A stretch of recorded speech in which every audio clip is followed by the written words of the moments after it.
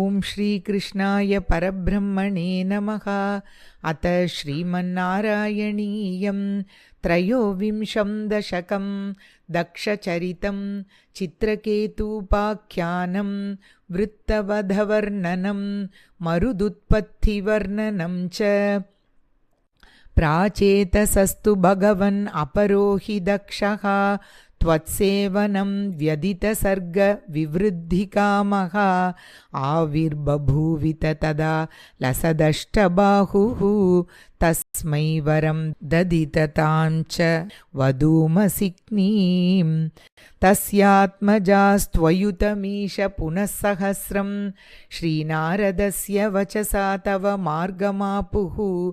नैकत्र वासमृषये स मुमोच शापं भक्तोत्तमस्त्वृषि अनुग्रहमेव मेने। षष्ट्या ततो दुहितृभिः सृजतः कुलौगान् दौहित्रसूनुरततस्य स विश्वरूपः। त्वत्स्तोत्रवर्मितम् अजापयतीन्द्रमाजौ देवत्वदीयमहिमा खलु सर्वजैत्रः। प्राक्षूरसेनविषये किल चित्रकेतुः पुत्राग्रही नृपतिम् अङ्गिरसप्रभावात् लब्ध्वैकपुत्रमथ तत्र हते सपत्नी। सङ्गैरमुह्यत् अवशस्तव माययासौ तं नारदस्तु सममङ्गिरसा दयालुः। सम्प्राप्य तावदुपदर्श्य सुतस्य जीवं कस्यास्मि पुत्र इति तस्य गिरा विमोहं त्यक्त्वा त्वदर्चनविधौ नृपतिं न्ययुङ्क्त। स्तोत्रं च मन्त्रमपि नारदतोत्तलब्ध्वा तोषाय शेषवपुषो ननु ते तपस्यन्।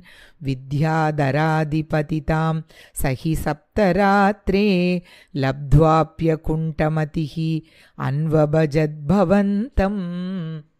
तस्मै मृणालधवलेन सहस्रशीर्ष्णा रूपेण बद्धनुतिसिद्धगणावृतेन प्रादुर्भवन्न चिरतो नुतिभिप्रसन्नः। दत्त्वात्म तत्त्वमनुगृह्य तिरोददाथ। त्वद्भक्तमौलिरथसोऽपि च लक्षलक्षं वर्षाणि हर्षुलमना भुवनेषु कामं सङ्गापयन् गुणगणं तव सुन्दरीभिः। सङ्गातिरेकरहितो ललितं चचार अत्यन्तसङ्गविलयाय भवत्प्रणुन्नः। नूनं सरूप्य गिरिमाप्य महत्समाजे निःशङ्कमङ्ककृतवल्लभम् अङ्गजारिं तं शङ्करं परिहसन् उमयाभिषेपे। निःसम्भ्रमस्त्वयम् अयाचितशापमोक्षः वृत्रासुरत्वम् उपगम्य सुरेन्द्रयोधी। भक्त्यात्मतत्त्वकथनैः समरे विचित्रं शत्रोरपि भ्रममपास्य गतपदं ते।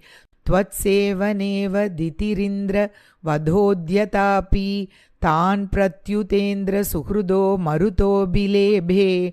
दुष्टाशयेऽपि शुभदैव भवन्निषेवा तत्तादृशस्त्वमवमां पवनालयेश।